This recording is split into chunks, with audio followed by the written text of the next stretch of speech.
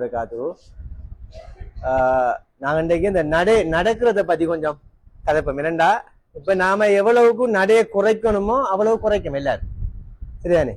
நான் உதாரணம் சொல்றேன். ஒவ்வொன்றா நாம நடையை குறைக்கிற, அதாவது ஒரு ஷார்ட் கட்டுக்குள்ளால வார அந்த குறைந்த தூரம் நடக்கிற மாதிரி தான் நம்ம வேலையெல்லாம் நாம ரெடி பண்றோம். உதாரணம் சொல்றேன். இப்ப பள்ளிக்கு வரக்குள்ள செய்யறோம், நடந்து வந்தா ஒவ்வொரு வெட்டுக்கும் நன்மெறிக்கு, என்ன மறுமைக்கு நன்மெறிக்கு, உடம்புக்கும் நன்மெறிக்கு நடந்து வந்தா. ஆனா நாம என்ன செய்யறோம், மோட்டர் பைக்கில் வாரோம். சிலாக்கள் புஷ் பைக்கில் வாரோம். ரைட், புஷ் பைக்கில் பருவாயில்லை, ஒவ்வொரு மிதிக்காச்சும் நன்மெறிக்கும். இது மோட்டார் சைக்கிளுக்கு முறுக்கு வைக்க நன்மை எல்லாம் இல்லை. சரியானே?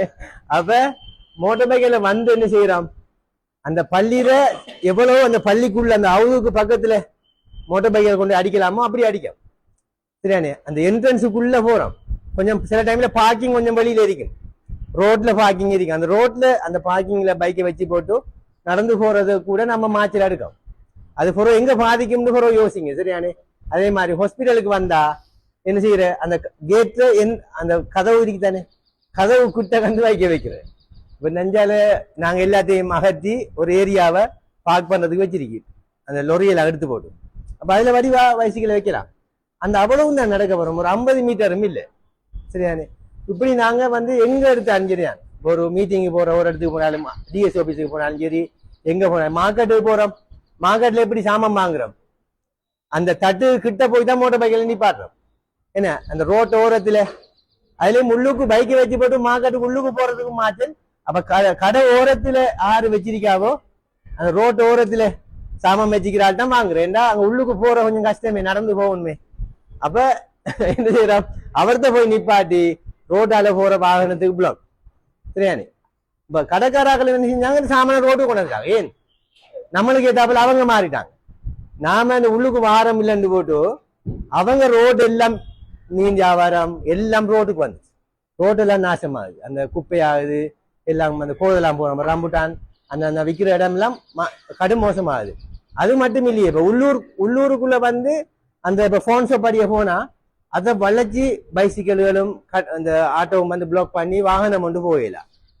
சரியானே? பாருங்க, இப்ப நாம அழகா நம்ம பிளாக் இல்லாத கொஞ்சம் தூர இடத்துல வாகனத்தை வச்சு லொக் பண்ணலாம், லொக் பண்ணி போட்டு நாம வரலாம். இப்ப ரோடு எல்லாம் சிசிடிவி கேமரா இருக்கு எல்லாரும் வீட்லயும். நீங்க மத்ததெல்லாம் பத்தி பயப்பட தேவையில்லை, பைசிக்கல் தூக்கிட்டு போறலையே. அப்ப பகலையில் அப்படி சாத்தியம் குறை. ஆகவே நாம எப்படி நம்ம ரெடி ஆகுறோம்னா, மைண்ட் ஆக குறைந்த அளவுக்கு நடக்கக்கூடிய மாதிரிக்கு நாம ரெடி பண்றோம். அது கடும்புல நடங்கிறது கடும் முக்கியமான விஷயம். என்ன நடக்கிறதால பல நன்மை இருக்கு. சரியா? உடலுக்கு நடக்கிறதுங்கிறது ஒரு பரிசோதனை. அதாவது உங்களோட சுவாச பை நல்ல ஃபிட்டா இருக்கா, ஆரோக்கியமா இருக்காங்க பரிசோதனை. அது கொஞ்சம் வேகமா நடந்தா விளக்கிதுன்னா நாம என்ன செய்யலாம், நம்மளுக்கு என்னவோ பிரச்சனை இருக்கு. என்ன ஒன்று ஹார்ட்ல பிரச்சனை இருக்கு, அல்லது சுவாச பையில பிரச்சனை இழக்குது, நடந்தா இழக்குது, அல்லது ரத்தம் காணா, நம்ம ஹீமோகுளோபின் ரத்தம் குறை இருந்தாலும் இழக்கும்.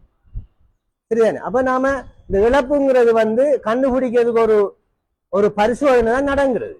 இப்ப நாம என்ன செய்யறோம், கொஞ்சமே அந்த நடையை நல்லா குறைச்சி அந்த இழைச்சா அந்த நடையை குறைக்கும். சரிதானே? இழக்குது ஒரு நடையை குறைக்கும். அப்ப ஏன் இழக்குதுன்றதை பார்க்கணும்.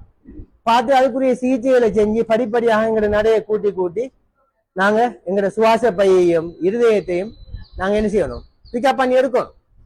சரிதானே? இப்ப மூச்சு வருத்தம் இருக்கு, என்ன கொஞ்சம் தூரம் நடந்தா இழுக்கிற சத்தம் கேட்குது. அப்ப அதுக்காண்டி நம்ம நடக்காம இருக்கிற இல்லையே, சுவாச பையை பிரிக்கணும், சுவாச பையை பிரிக்கிற பயிற்சி செய்யணும். அப்ப அதுக்கு என்ன செய்யணும், இப்ப விளையாட்டுக்கு போற ஆட்களுக்கு கூட பம் அடிச்சுட்டு ஸ்போர்ட்ஸுக்கு போக சொல்றாங்க. சரிதானே? ஸ்போர்ட்ஸ் செஞ்சா ஓடினா வீசிங் கூடுதுன்னு சொன்னா அந்த ஸ்போர்ட்ஸ் அந்த இவெண்ட்டுக்கு முதல்ல அந்த பம் அடிச்சுட்டு நீங்க பயிற்சிக்கு போங்க சொல்றாங்க. அதுக்காண்டி நீங்க பங்கு பற்ற வேணான்னு சொல்றல. இப்ப மூச்சுக்காரர்களுக்கு நீச்சல் ஒரு சிகிச்சை. நீச்சல் பயிற்சிக்கு போறது, நீச்சல்ல ஈடுபடுறது சுவாச பையை விரிக்க வைக்கும். ஏன்னா மூச்சை வச்சுட்டு இருக்கிற அடக்கி, அப்ப சுவாச பை பெருக்கும். சுவாச பையில இருக்கிற பலூன் எல்லாம் நல்லா பெருக்கும். பெருத்தா கூட காற்றை வச்சு கொள்ளலாம். இப்ப பலூன் எல்லாம் சுருங்கி சுவாச பையன் சுருங்கி எல்லாரையும் என்ன சுவாச பயிற்சி இல்லை. சரியா? பிறகு வருத்தம் வந்ததுக்கு பிறகு எக்ஸசைஸ் மெஷின்ல போய் நின்று டெஸ்ட் எடுக்கிற, என்ன ட்ரெட்மில்லோட ஒரு பரிசோதனை செஞ்சுட்டு வாங்க அந்த இருதய டாக்டர் எழுதுவார். அதுல போய் உங்களுக்கு ஸ்டேஜ் 2க்கு போகலாம், ஸ்டேஜ் 3க்கு போகலாம் சொல்லி ரிப்போர்ட் வருது. அதெல்லாம் நாம அன்றாட வாழ்க்கையிலே நம்ம பயிற்சிகளை நம்ம நடைய சைக்கிள் ஓடுறதுகளை வச்சுட்டு இருந்தா அது நம்ம டெய்லி டெஸ்ட் பண்ணப்படுது. என்ன பழைய மாதிரி எனக்கு ஓட ஏழுது இல்லை அல்லது நடந்தா இழைக்குதுன்னா உடனே டாக்டரை போய் சந்திக்கணும். ஏன் எனக்கு இழைக்குது? இப்ப சில ஆக்கள் சொன்னா இந்த வயசு போயிட்டு அதான் இழைக்குது. அப்படி எல்லாம் இல்லை. 90 வயசு வெள்ளக்காரன் கிழவன் எல்லாம் எப்படி சைக்கிள் ஓடுறாங்க, அந்த அருகம்பையில எல்லாம் நடக்காங்க, சரியானே, நீச்சல் அடிக்காங்க, சரியானே. அப்ப நான் இதை சொல்றேன்டா, நாம அந்த நாமளாவே தீர்மானிக்கும் சில முடிவுகள். அப்படி இல்லாமக்கு டாக்டர் சந்தி எனக்கு இழைக்குது, நடந்தா இழைக்குது, களையா இருக்குது, நடந்தா தலை சுத்துது, அப்ப ஏதோ ஒரு பிரச்சனை இருக்கு நடக்கக்குள்ள நம்மள பிரச்சனை. அப்ப நாம அதுக்குரிய டெஸ்ட்களை செஞ்சு எங்க பிரச்சனை இருக்கோ அந்த பிரச்சனைக்குரிய சிகிச்சையை செஞ்சு நாங்க திருப்பி நாங்க எங்கட நடைய கூட்டணும். ஆகவே தயவு செய்து எல்லாரும் இப்ப நம்ம இடத்துல என்ன எடுத்துக்கணும், இப்ப ஆம்பளையில ஒரு 50 பேர் இருக்கின்றா, இதுல இன்றைக்கு மோட்டார் பைக்கில் வந்தாக்கள் எத்தனை, சைக்கிள்ல வந்தாக்கள் எத்தனை, நடையில வந்தாக்கள் எத்தனை பார்த்தோம்டா மிச்சம் குறைவா தெரியும் நடந்து வந்தார்கள். சில வேலை இதுக்கு பின்னால வீட்டுக்காரால் நடந்து வந்திருக்கும், சரியானு. மற்ற யாராவது நடந்து வந்திருக்குமா? அண்ணா அண்ணா நடந்து வந்திருக்கா ஒரு ஆள், ரெண்டு நடந்து வந்திருக்கு. அவ மொத்தம் படுத்த 150 பேர், 2 பேரா நடந்து வந்திருக்கு. அது காணா அரைவாசிக்கு மேல நடந்து வரணும். என்ன இது நம்ம ஊர் பெருத்திருக்கா இல்லையே?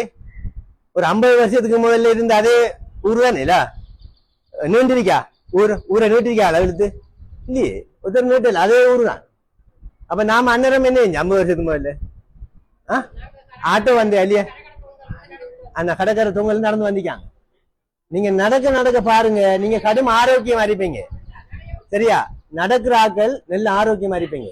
உங்களோட இருதயத்திலிருந்து, சுவாச பையிலிருந்து, மைண்ட் இருக்குதானே, மனசு, நம்மட மூளை இருக்குதானே, மகிழ்ச்சி. நடந்து வரக்குள்ள எத்தனை பேருக்கு சலாஞ்சு எழுவீங்க, எத்தனை பேரோட சுகம் விசாரிப்பீங்க.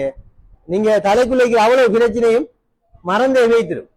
என்ன தலைக்குள்ள எல்லாருக்கும் பிரச்சனை தானே, அந்த பிரச்சனை மறந்துடும். ஏன்னா வேற விஷயங்களை பத்தி இப்ப உமா சும்மாரிக்காவா எப்படி இருக்கீங்க, எத்தனை பிள்ளைகள் என்ன செய்யறாங்க, அப்படி எல்லாம் கழிச்சிட்டு வரக்குள்ள வேற சைடுக்கு போயிடும், சரியானே. இயற்கையை பார்த்து வருவீங்க.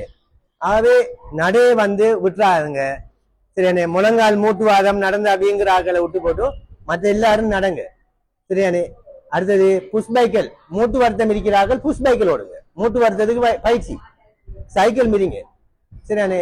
சைக்கிள் விழிவு இல்லை, பெரிய பெரிய கண்ட்ரியில எல்லாம், ஜப்பான்ல எல்லாம் பெரிய பெரிய ஆபீசர்ஸ் எல்லாம் டை மாடிச்சு, ஷூ மாடிச்சு பைக்லான் வேலைக்கு போறாங்க, சரியானே. அவ சைக்கிள் ஓடுங்க, அடுத்து நடங்க, இந்த 2 விட்டுறாருங்க.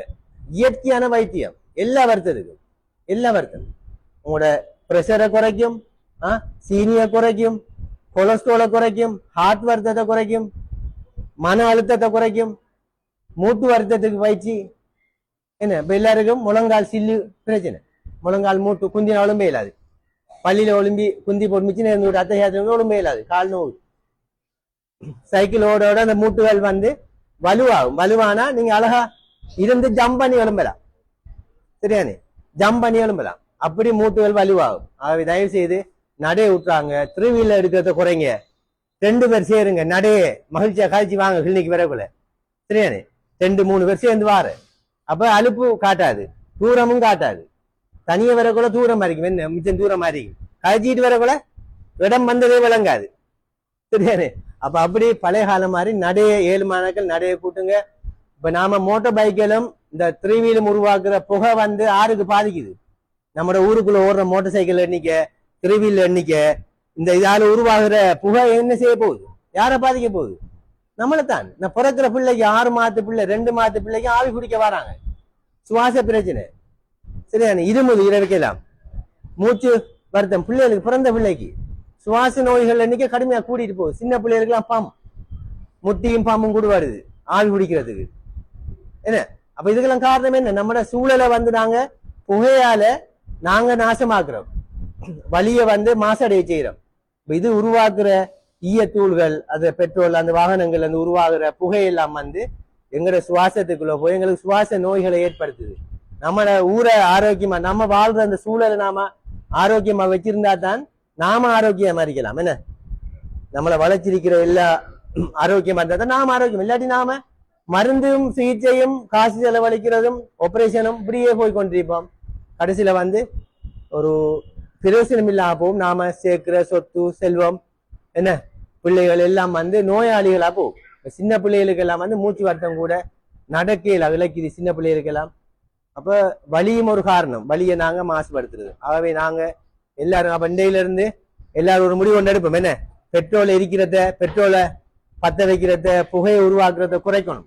சொல்லிச்சுன்னா நாங்க நடையும் சைக்கிள் ஓடுறோம். பெண்கள்லாம் நடந்து வாங்க, சைக்கிள் ஓடுங்க. நாங்க அடுத்த இடம் ஒரு இதோட எடுத்து பரிசுகளும் கொடுக்க போறோம். நடந்து சைக்கிள்ல வார ஆட்களுக்கு ஒரு மோட்டிவேஷன் செய்யற மாதிரி சின்ன சின்ன பரிசு கொடுத்து எல்லாரையும் மோட்டிவேட் பண்ண போறோம். எங்கட இப்ப ஸ்டாஃபுக்கும் நாங்க எடுத்துக்கொண்டிருக்கோம். ஸ்டாஃப்ல ஆறு நடந்து வராங்க, சைக்கிள்ல வராங்களோ அவங்களுக்கு உற்சாகப்படுத்துறதுக்கு ஒரு மாத்தைக்கு ஒருக்கா ஒரு பரிசு கொடுக்குறோம். அது மாதிரி கிளினிக் வாராக்களையும் நடந்து வாராக்களை நாங்க பார்க்க போறோம். இனி நடந்து வாராக சைக்கிள்ல வாராக்களை பார்த்து அவங்களுக்கு நாங்க உற்சாகப்படுத்துற ஒரு திட்டத்தை செயற்படுத்துறத சின்ன ஒரு பரிசை கொடுத்து உற்சாகப்படுத்துவோம். ஏன்னா நாங்க அதை உருவாக்கணும். எதிர்கால சந்ததி நம்மளோட பிரதேசத்தை ஆரோக்கியமா வச்சு கொள்றதுக்கு நாம எல்லாரும் முயற்சி செய்யணும். என்ன இல்லாட்டி மருந்தாலையும் ஹாஸ்பிட்டலை காட்டிவே இல்லை. ஒவ்வொரு குறிச்சிக்கு ஒரு ஹாஸ்பிட்டல் கட்டினாலும் ஆள் இருக்கு, மருத்துவத்துக்கு மருந்து எடுக்க ஆக்கள் இருக்கு. சரியானே கொஞ்சம் பேர் வரல தூரம் ரோடு இல்லாட்டி பக்கத்துல ஒரு ஹாஸ்பிட்டல் இருந்தா மருந்து எடுக்க போவா எல்லாரும். சரி, அப்ப இது ஒரு முறை இல்லை. அப்ப இயற்கையாவே நாங்க எங்களை ஆரோக்கியமா வச்சுக்கொள்ளக்கூடிய பயிற்சிகளையும் உணவு கட்டுப்பாடுகளையும் செய்யணும்னு கேட்டு விடைபெறுகின்றேன். நன்றி. அஸ்ஸலாமு அலைக்கும்.